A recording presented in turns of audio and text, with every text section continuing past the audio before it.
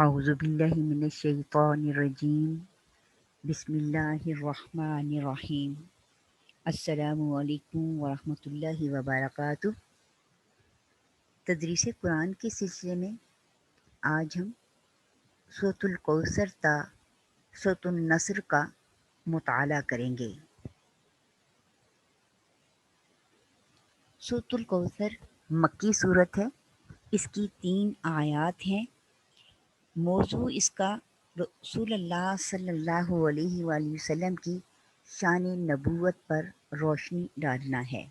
بسم اللہ الرحمن الرحیم انا اعطیناک الکوثر فصل لربک وانحر ان شانئک هو الابتر۔ شروع اللہ کے نام سے جو بڑا مہربان نہایت رحم والا ہے۔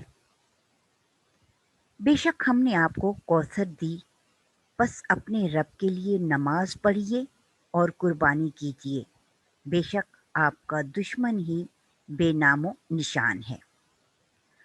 کوثر کے معنی خیر کثیر کے ہیں، یعنی بہت زیادہ بھلائی اور بہتری۔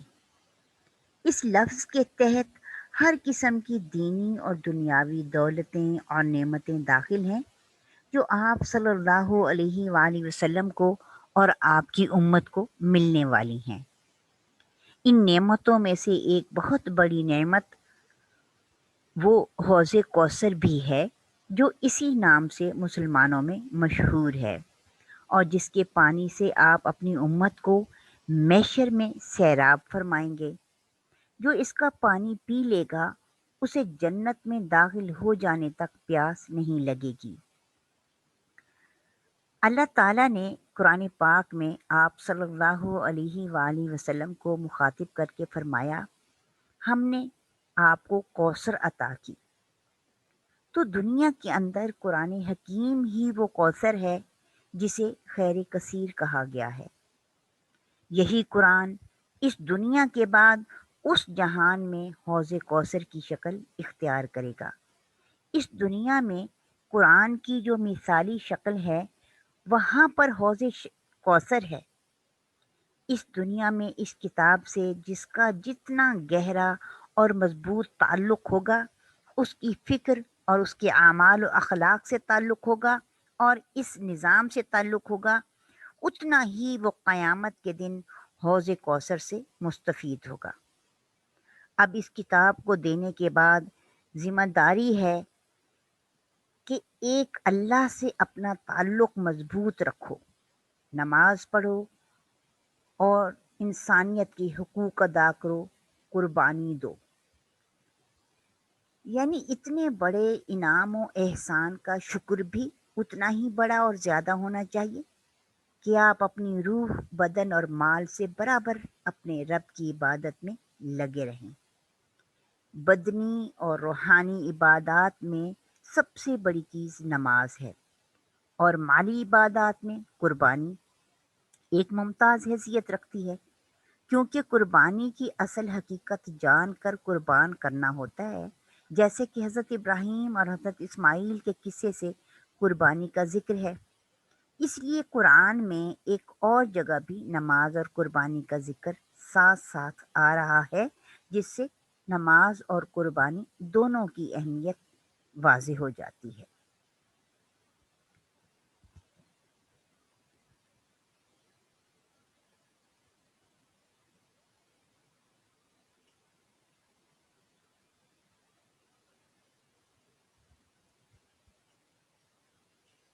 قربانی نہر اونٹ کی قربانی کو کہتے ہیں۔ عربوں کے ہاں یہ رواج تھا کہ جب بھی کوئی مہمان آتا تو اونٹ ذبح کرتے۔ اس طرح عام لوگوں کو بھی دعوت میں شریک کیا جاتا تھا۔ یعنی سخاوت کا معیار وہاں اونٹ کی قربانی تھا۔ مراد یہ ہے کہ جو بھی تمہارے پاس وسائل ہیں، عربوں کے ہاں چونکہ سب سے قیمتی چیز اونٹ ہوتے تھے، تو اس کا مطلب یہ ہے کہ اپنی سب سے قیمتی چیز اپنے ہاتھ سے نکال کر عام لوگوں کے لیے وقف کر دینا۔ تو جو بھی وسائل ہیں وہ انسانیت کے لیے خرچ کرو اور اللہ تعالیٰ سے اپنا تعلق قائم کرو۔ یہ اس قرآن کا ایمان لانے والوں پر حق ہے۔ اس صورت میں اللہ تعالیٰ نے فرمایا، بے شک آپ کا دشمن بے نام رہے گا، اس کا کوئی نام لینے والا نہیں ہوگا۔ اگرچہ مخاطب رسول اللہ صلی اللہ علیہ وآلہ وسلم ہے، جیسے کہ آپ کی شخصی فضیلت ہے، آپ کو مخاطب کر کے امت کو بھی بتایا گیا ہے کہ جو رسول اللہ صلی اللہ علیہ وآلہ وسلم کو دی گئی اس نعمت کی قدر کرے گا تو اس قرآن کا جو بھی دشمن ہے اس کا پھر کوئی مستقبل نہیں ہے، اس کی تباہی یقینی ہے۔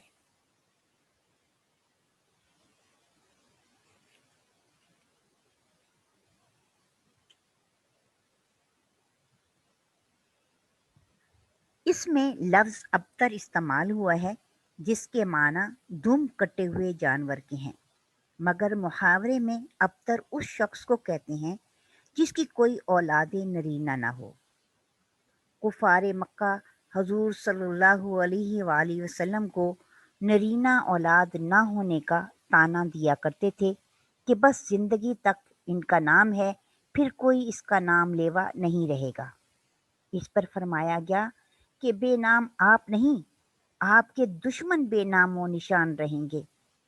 قرآن کی یہ پیشین گوئی حرف بحرف صحیح ثابت ہوئی کہ آپ کے دشمن اس دنیا میں بے نام و نشان ہیں، ان کے ناموں سے بھی کوئی واقف نہیں، اور آپ صلی اللہ علیہ وآلہ وسلم کا نام نامی بلند سے بلند تر ہوتا چلا جا رہا ہے، اور لاتعداد کروڑوں لوگوں کے دلوں میں آپ کی محبت اور عقیدت آج بھی ان کے دلوں کو گرما رہی ہے، اور آپ کے نام لیوا اور جان نثاروں کی تعداد کو شمار کرنا بھی محال ہے۔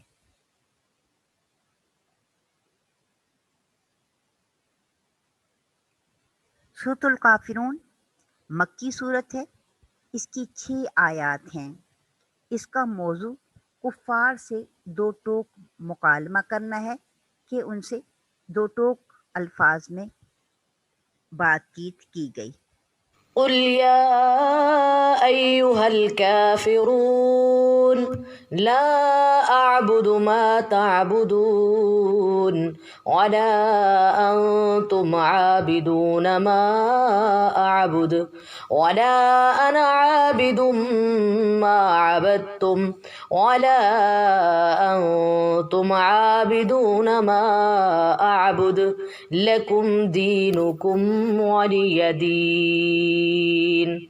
کہہ دو اے کافرو، نہ تو میں تمہارے معبودوں کی عبادت کرتا ہوں اور نہ تم میرے معبود کی عبادت کرتے ہو، اور نہ میں تمہارے معبودوں کی عبادت کروں گا اور نہ تم میرے معبود کی عبادت کرو گے۔ تمہارے لیے تمہارا دین ہے اور میرے لیے میرا دین۔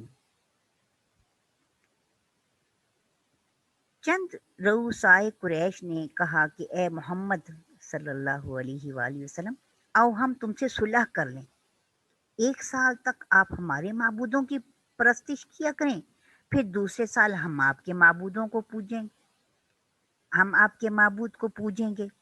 اس طرح دونوں فریق کو ایک کے دین سے کچھ نہ کچھ حصہ مل جائے گا۔ آپ نے فرمایا کہ اللہ کی پناہ کہ میں اس کے ساتھ ایک لمحہ کے لیے بھی کسی کو شریک کروں۔ کہنے لگے اچھا آپ ہمارے بعض معبودوں کو مان لیں، ان کی مذمت نہ کریں، ہم آپ کی تصدیق کریں گے اور آپ کے معبود کو پوجیں گے۔ اس پر یہ صورت نازل ہوئی، آپ نے ان کے مجمع میں پڑھ کر سنائی، جس کا خلاصہ کفار و مشرکین کے طور طریقوں سے کلی بیزاری کا اعلان کرنا تھا۔ اس صورت میں قل یا ایھا الکافرون کہہ کر سب کو ایک الٹیمیٹم دیا جا رہا ہے۔ تمام کافروں کو، کافر سے مراد جو کسی سچائی کو جان کر پہچان کر ماننے سے انکار کر دیتے ہیں، حقیقت تسلیم کرنے سے منکر ہیں۔ یہ منکر ہیں کہ جان بوجھ کر بھی اس سچی دعوت کو قبول نہیں کر رہے۔ حقیقت ہے، جانتے ہیں لیکن ماننا نہیں۔ جان لیا ہے کہ یہ حقیقت ہے، قرآن ایک سچائی ہے، محمد صلی اللہ علیہ وآلہ وسلم اللہ کے رسول ہیں، قرآن اللہ کی کتاب ہے، لیکن اپنے مفادات میں رکاوٹ کی وجہ سے قبول کرنے سے انکار کر رہی ہیں۔ تو رسول اللہ صلی اللہ علیہ وآلہ وسلم کی گویا یہاں مکہ میں حجت مکمل ہو رہی ہے۔ اب یہاں پر آپ سے کہلوایا جا رہا ہے کہ آپ اب ہمارے راستے ایک دوسرے سے علیحدہ ہیں، نہ میں نے ان چیزوں کی بندگی کرنی ہے جن کی تم کر رہے ہو، اور نہ تم نے کرنی ہے، اس لیے تمہارا اپنا راستہ، اپنا نظام، میرا اپنا۔ تو گویا یہاں پر واضح کر دیا کہ اب مستقبل میں راہیں جدا ہیں، مقابلے پر آ چکی ہیں۔ بات پہلے واضح کر دی کہ مستقبل میں جو بھی حکمت عملی ہوگی اس کی روشنی میں طے ہوگی، تاکہ کسی مسئلے میں کسی بھی مرحلے میں کوئی خلجان باقی نہ رہے۔ راستے علیحدہ ہو گئے ہیں، جب راستے الگ ہو جائیں تو اب اقدام بھی اس کے مطابق ہوگا۔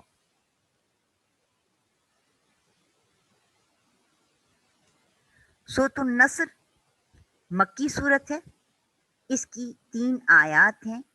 اس کا موضوع فتح مکہ کے اثرات پر روشنی ڈالنا ہے۔ إذا جاء نصر الله والفتح ورأيت الناس يدخلون في دين الله أفواجا فسبح بحمد ربك واستغفره إنه كان توابا۔ اب اللہ کی مدد اور فتح آ چکی اور آپ نے لوگوں کو اللہ کے دین میں جوک در جوک داخل ہوتے دیکھ لیا تو اپنے رب کی حمد کے ساتھ تسبیح کیجیے اور اس سے معافی مانگیے، بے شک وہ بڑا توبہ قبول کرنے والا ہے۔ جو الٹیمیٹم پچھلی صورت میں دیا گیا، اب ظاہر ہے اس کے ساتھ ایک فتح کا تصور آتا ہے۔ جنگیں ہوتی رہیں، بالآخر وہ آخری فیصلہ کن موقع آیا جس کو فتح مکہ کہا جاتا ہے، جس کے ذریعے رسول اللہ صلی اللہ علیہ وآلہ وسلم کی بعثت کا ایک مرحلہ مکمل ہو گیا۔ تو قرآن اس کا ذکر کرتا ہے، یعنی اب جزیرۃ العرب پر آپ کا سیاسی غلبہ ہو گیا، جس کے نتیجے میں اب معاشرے میں لوگ فوج در فوج دین کے اندر آ رہے ہیں۔ وہ ایک دور تھا، مکہ میں کہ کئی کئی دن ایک ایک آدمی بھی نہیں آتا تھا، اور کبھی کبھار کوئی ایک آدمی دین میں داخل ہو جاتا۔ اور اب وہی مکہ ہے 8 سال کے بعد کہ اب لوگ ایک ایک کر کے نہیں بلکہ اب گروہ در گروہ، قبیلہ در قبیلہ آ رہے ہیں۔ اس لیے اب آپ سے کہا گیا کہ اپنے رب کی خوبیوں کے ساتھ اس کی تسبیح کریں اور اللہ سے استغفار کریں، کیونکہ وہ معاف کرنے والا ہے، کہ آئندہ کے لیے جو رسول اللہ صلی اللہ علیہ وآلہ وسلم کا سفر ہے اس کی طرف رہنمائی کر دی گئی۔ یہی وہ صورت ہے جب حضرت ابو بکر صدیق رضی اللہ تعالی عنہ نے سنا تو وہ رو پڑے۔ اب باقی لوگوں کو تعجب ہوا کہ فتح مکہ کا اعلان ہو رہا ہے، اتنی بڑی خوشی اور اتنی بڑی فتح اور کامیابی کا اعلان ہو رہا ہے، اور حضرت ابو بکر صدیق کو کیا معلوم نہیں کیا ہو گیا؟ پوچھا گیا تو فرمایا یہ رسول اللہ صلی اللہ علیہ وآلہ وسلم کا دنیا سے جانے کا اعلان ہے۔ جب آپ کا مقصد نبوت پورا ہو گیا، مشن پورا ہو گیا، اس کا ذکر کر دیا گیا اور ساتھ ہی کہا گیا کہ اب آپ کا اگلا سفر شروع ہونے والا ہے، آپ اس کی تیاری کیجیے۔ اس کے بعد ایسا ہی ہوا، آپ صلی اللہ علیہ وآلہ وسلم کا سفر آخرت شروع ہو گیا۔ مراد یہ کہ اب تکمیل دین کا مقصد پورا ہوا تو اب ادھر سے فارغ ہو کر ہمتاً ادھر ہی لگ جائیے اور پہلے سے بھی زیادہ اللہ کی تسبیح اور حمد و ثنا بیان کیجیے اور ان فتوحات اور کامیابیوں پر اس کا شکر ادا کیجیے۔ اپنے لیے اور امت کے لیے استغفار کیجیے۔ اب امت کے گناہ بخشوائیے کہ درجہ شفاعت بھی ملے اور آپ کے رب کی طرف سے جو مغفرت اور رحمت کا وعدہ ہے وہ بھی پورا ہو۔ وما علینا الا البلاغ۔